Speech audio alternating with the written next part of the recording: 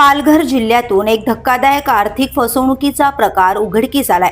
Share मार्केटमध्ये गुंतवणुकीच्या नावाखाली दाम दुप्पट परताव्याचा आमिष दाखवत 13 सर्वसामान्य नागरिकांची कोट्यावधींची फसवणूक करण्यात आली आहे। या प्रकरणात तब्बल 2,39,46,698 रुपयांचा गंडा घातल्याचं उघड झालं असून त्यामुळे संपूर्ण जिल्ह्यात खळबळ उडाली आहे। या प्रकरणात पालघर पोलिसांनी कारवाई करत मुख्य आरोपीला अटक केली आहे। नेमकं हे प्रकरण काय आहे, चला जाणून घेऊयात। पालघरमध्ये कार्यरत असलेल्या Reach to Money Private Limited या खासगी कंपनीने शेअर मार्केटमध्ये पैसा गुंतवल्यास कमी कालावधीत रक्कम दामदुप्पट करून देण्याचं आमिष नागरिकांना दाखवलं। या आकर्षक ऑफरला भुलून अनेक गुंतवणूकदारांनी आपली मेहनतीची कमाई या कंपनीकडे गुंतवली। मात्र काही काळानंतर ना अपेक्षित परतावा मिळाला ना मूळ रक्कम परत मिळाली।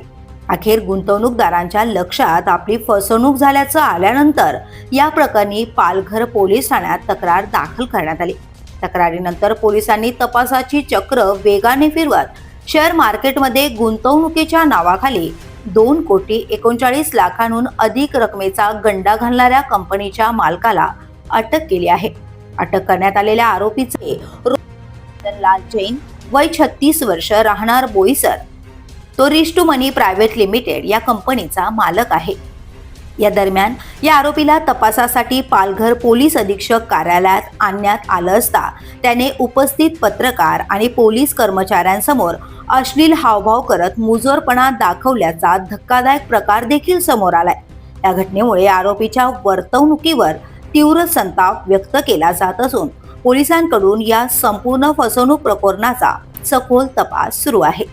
दरम्यान दामदुप्पट परताव्याच्या आमिषाला बळी न पडण्याचं आवाहन पोलिसांकडून नागरिकांना करण्यात आलं आहे।